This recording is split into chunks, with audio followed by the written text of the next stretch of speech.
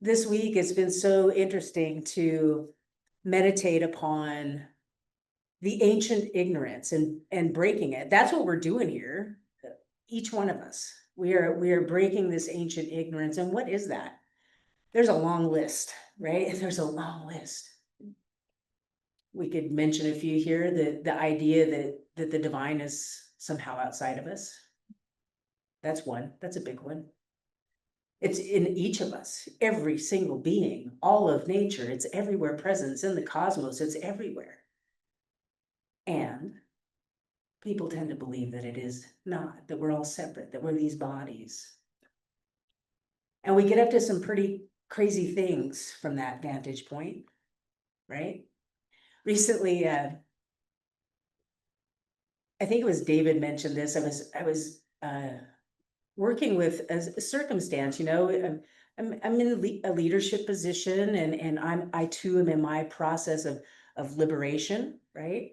And I oftentimes find myself working with circumstances and with people who might be struggling with the ancient ignorance that is coming through them in the moment, which can affect others. I mean, we all deal with this, right?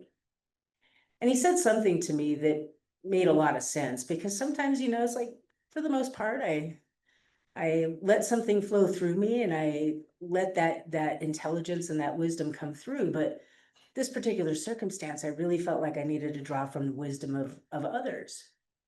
And what he said was, well, truth is the scalpel and love is the anesthesia. And that has been a very, it's been a guiding force as I move forward from that moment.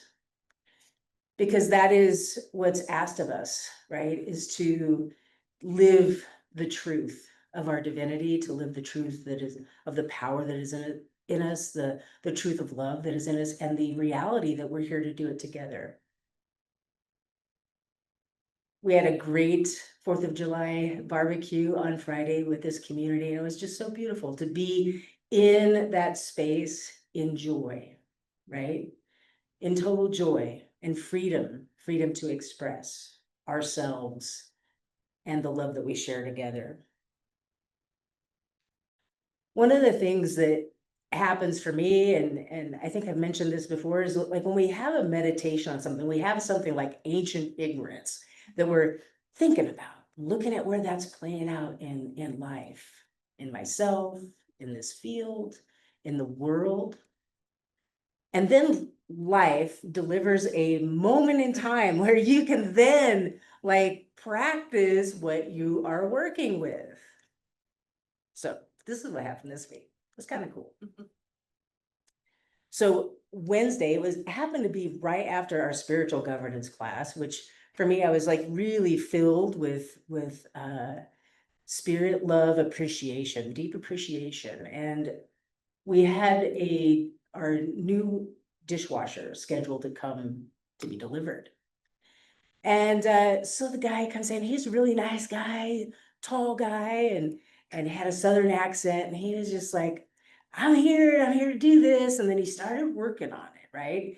And the moment he got down there, he was like, I don't know, I never seen something like this. I've never seen anything put in here quite like this. I've never seen this before. And I could just feel him talking himself out of doing the job. And he's like, I think you might need to get a different machine. I just don't know, because I mean, well, the fact was that the space that old one was in was tight.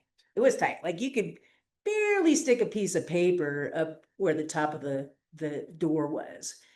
And so he was like really having a hard time envisioning himself doing this. And for whatever reason, this came through me, because sometimes the truth has to come out in a powerful way. And this is what came through. Was not usually how I present myself, but what I said was, your lack of confidence in bringing this job to victory makes me think that you should just take the machine back and I'll just get a different one. And he's like, oh. y'all ever had that experience when someone, you're sitting there worrying about being fearful and someone's like, never mind. Obviously, you're showing me that you're not up for the task. And then something inside you says, I am so up to the task right now. And everything changed in his demeanor. Everything changed, right? I mean, I was loving. I was loving, but those were words that he needed to hear in the moment because literally he was talking himself into like total disempowerment. I recognize that voice. Y'all have that voice sometimes it pops up, disempowerment, you can't do this. You're not up for the task. This is too much for you. What if you start and you can't stop? What if you fail? What are people gonna think of me? That's some ancient ignorance right there. And so the victory was that he put in the new machine and there was actually plenty of space. There was more space. That machine was actually perfect for that spot. It was absolutely perfect. And it was a joy to see him break through that moment of ancient ignorance and come to a place of victory. And we celebrated together with a big high five. So with that, I'm just grateful to be doing this. I was just, there's so much more I would love to share. All the reflections, they've been deep and they've come into this place of knowing, and that's where we want to be.